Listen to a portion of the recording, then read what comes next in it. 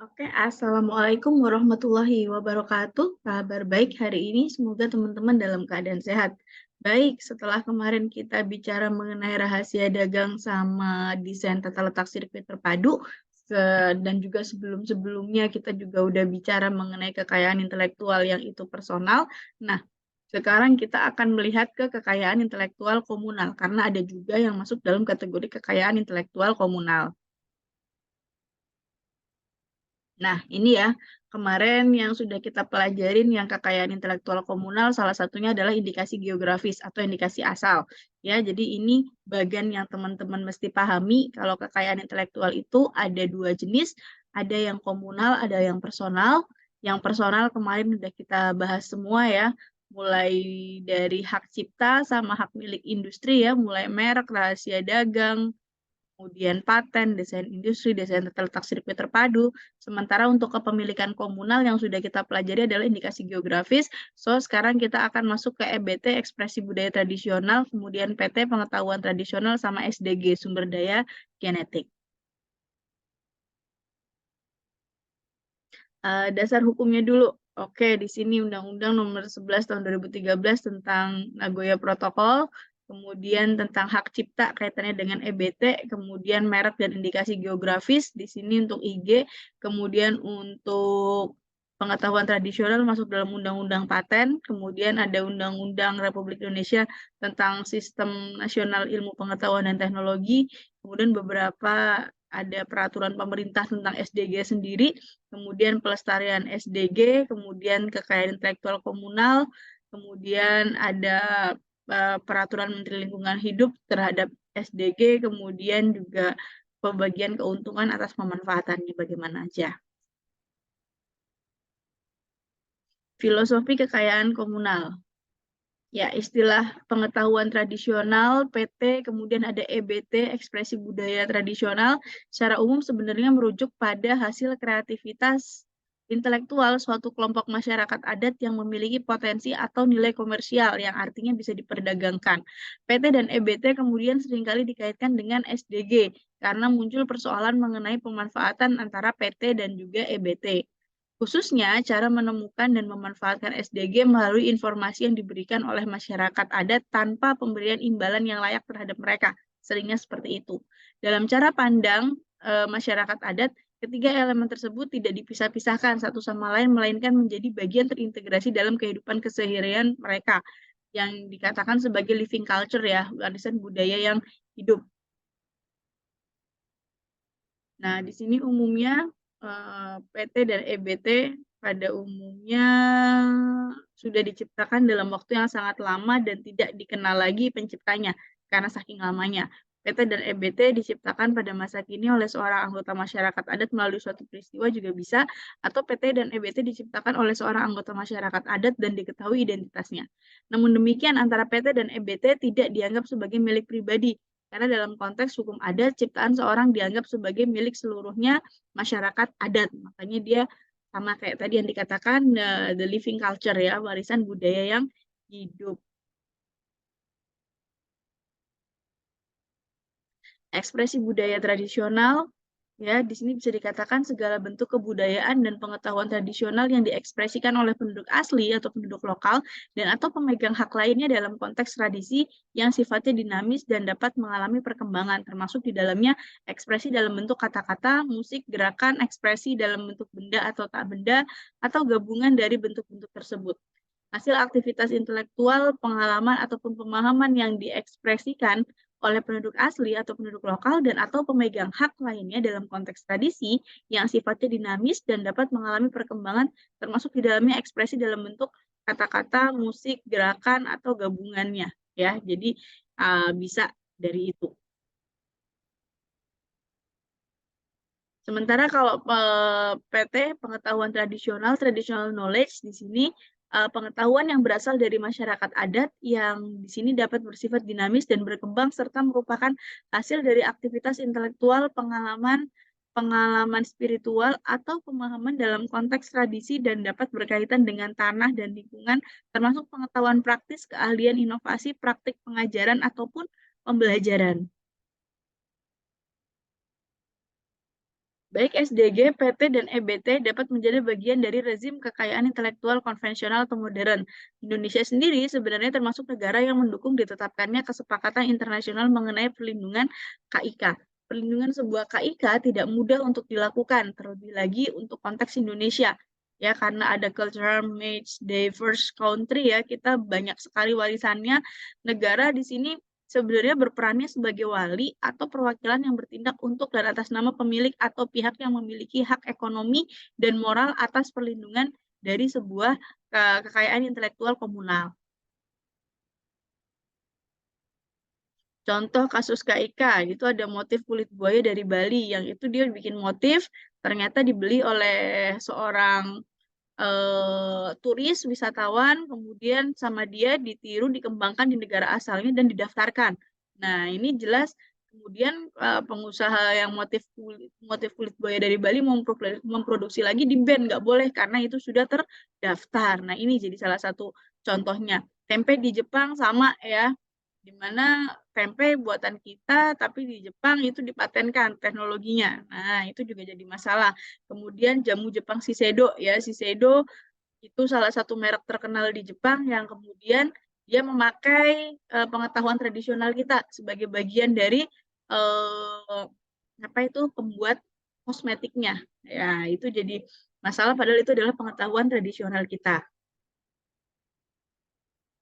Ya, kita coba lihat dulu mulai dari ekspresi budaya tradisional. Ini dari Permenkumham 2017, 13/2017 tentang data KIK, ekspresi budaya tradisional, segala bentuk ekspresi karya cipta, baik berupa benda maupun tak benda, atau kombinasi keduanya yang menunjukkan keberadaan suatu budaya tradisional yang dipegang secara komunal dan lintas generasi. TCE, ini Traditional Cultural Expression, secara ringkas adalah bentuk ekspresi budaya tradisional. Contohnya dapat berupa tarian, lagu, kerajinan tangan, desain, upacara, cerita rakyat, atau ekspresi artistik dari budaya tradisional lainnya. TCE bisa berupa benda berwujud, tangible, dan tidak berwujud, yang lebih umum kombinasi dari keduanya. Sementara kalau di Undang-Undang Hak Cipta UHC ya tentang bentuk EBT itu ada verbal tekstual baik lisan maupun tulisan yang berbentuk prosa maupun puisi dalam berbagai terma dan kandungan isi pesan yang dapat berupa karya sastra atau narasi informatif. Musik mencakup antara lain vokal, instrumental, atau kombinasinya. Gerak mencakup antara lain tarian. Teater mencakup antara lain pertunjukan wayang dan sandiwara rakyat. Seni rupa baik dalam bentuk 2 dimensi maupun 3 dimensi yang terbuat dari berbagai macam bahan seperti kulit, kayu, bambu, logam, batu, keramik, kertas, tekstil, dan lain-lainnya, ataupun kombinasi di antara mereka itu, dan juga yang termasuk di dalamnya adalah upacara adat.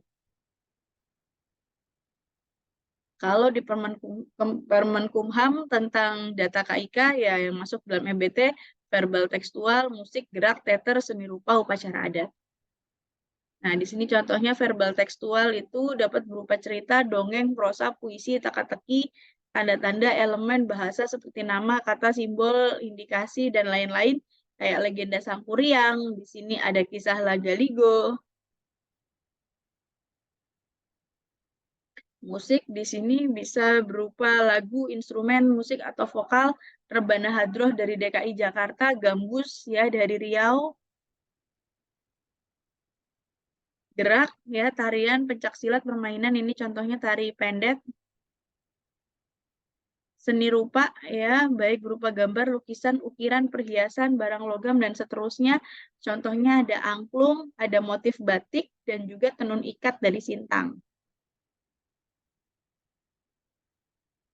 Upacara adat di sini ya cuci parigi pusaka dari Maluku ya untuk kayak kalau kita mungkin jamasan ya istilahnya Hanta Uapua dari Nusa Tenggara, teater legenda Tupai Janjang dari Sumatera Barat, arsitektur dan lanskap di sini rumah bagi dari Bengkulu, makam keramat Putri Mayang yang berasal dari Kalimantan Tengah, rumah joglo bisa masuk juga apapun itu yang kaitannya dengan arsitektur dan lanskap. Kemudian kita masuk ke PT. Pengetahuan tradisional di sini WIPO mendefinisikan pengetahuan tradisional sebagai pengetahuan teknik, keterampilan, dan praktek yang dikembangkan berkelanjutan dan diturunkan dari generasi ke generasi dari suatu komunitas. Permenkumham tentang data KIK, pengetahuan tradisional adalah karya intelektual di bidang pengetahuan dan teknologi yang mengandung unsur karakteristik warisan tradisional yang dihasilkan, dikembangkan, dan dipelihara oleh komunitas atau masyarakat tertentu. Di sini ada kecakapan teknik, know-how, ada keterampilan, pengetahuan pertanian, pengetahuan ekologis, pengetahuan pengobatan, termasuk obat terkait tata cara penyembuhan, serta pengetahuan yang terkait dengan sumber daya genetik, kemahiran membuat kerajinan tradisional. Ya, di sini kayak teknik bercocok tanam, ya, kemudian mengenal masa-masa musim tanam dan seterusnya. Kemudian di sini pengetahuan ekologis tentang kayak contohnya bagaimana untuk bisa memancing ikan atau istilahnya masa pancing ikan yang pas itu kapan biar nggak merusak sistem. Kemudian juga pengobatan tradisional ya, macam-macam sekali yang ada di Indonesia ya, tidak bisa disebutkan satu persatu. Kemudian kerajinan tangan tradisional yang macam-macam ya, mulai membuat alat musik atau yang lain. Nah, itu masuk dalam kategori pengetahuan tradisional. Termasuk tadi kayak pengetahuan membuat ramuan-ramuan, jamu, dan seterusnya, nah masuk dalam kategori ini. SDG. Ya, di sini tanaman, tumbuhan, hewan, binatang, jasad renik, atau bagian-bagian yang punya nilai nyata atau potensial. Yang dimaksud dengan nilai nyata atau potensial adalah kegunaan dalam hal bermanfaat dalam kehidupan manusia. SDG tidak terbatas hanya karakter tumbuhan atau hewan yang dapat diwariskan, dapat bermanfaat atau berpotensi untuk dimanfaatkan oleh manusia, tetapi juga semua hal yang terkait dengan makhluk hidup yang memberikan nilai atas komponen keanekaragaman hayati seperti nilai ekologi, genetik, sosial, nilai ekonomi, ilmu pengetahuan, pendidikan, budaya, rekreasi, dan estetika keanekaragaman hayati tersebut dalam komponennya. Jenis sumber daya genetik ya, mulai dari tanaman, tumbuhan, dalam biji, jaringan, dan bagian lain dari tanaman, kayak ada buah merah, pasak bumi, temulawak, bagian yang terkait dengan tanaman, batang, daun, kulit tanaman, akar, dan tanah yang melekat pada tanaman ya, masuk di sini. Kayak yang kemarin saya kasih contoh kayak purwoceng, kemudian karika, nah, ini kan sumber daya genetik. Ya, di sini masuk dalam kategori ini juga untuk jenis tumbuhannya. Ya, kemudian ada hewan, sumber daya genetik antara lain dalam jaringan bagian hewan lainnya seperti telur, embrio pada hewan, kambing gembrong, ya ini salah satu spesies domba Garut. Ini jadi jenis domba yang berbeda yang badannya lebih gede ya, atau sapi Bali, air liur, sperma, dan yang lain-lain. Mikroorganisme mikroba berkaitan dengan jasad renik atau mikroba seperti bakteri, archaea, virus, protozoa, kapang, dan kamir serta material yang terkait dan atau mengandung mikroorganisme kayak tuak ya, ciu ya kalau orang sini bilang, tempe, ada dadih, berem, makanan fermentasi yang lain. Ini ada contohnya proses ular sebagai racun tikus, ada tanah, lumpur, akar, dan sebagainya. Yang ini berkaitan kayak makanan berfermentasi terutama kita termasuk banyak ya, kayak tape dan yang lain-lainnya. Itu kan butuh mikroorganisme untuk bisa menjadikan ya tape dari ketan menjadi tape, jadi dari singkong menjadi tape, ataupun jenis tape yang lain. Ya, ini contoh-contohnya kayak SDG dari mulai anggrek, black orchid yang sangat unik, terus ini ada tempoyak, ada tempe, kemudian di sini ada fermentasi susu ya, ada di sini oncom juga, kemudian jenis tape. Oke, demikian untuk KIK, semoga bisa dipahami untuk teman-teman.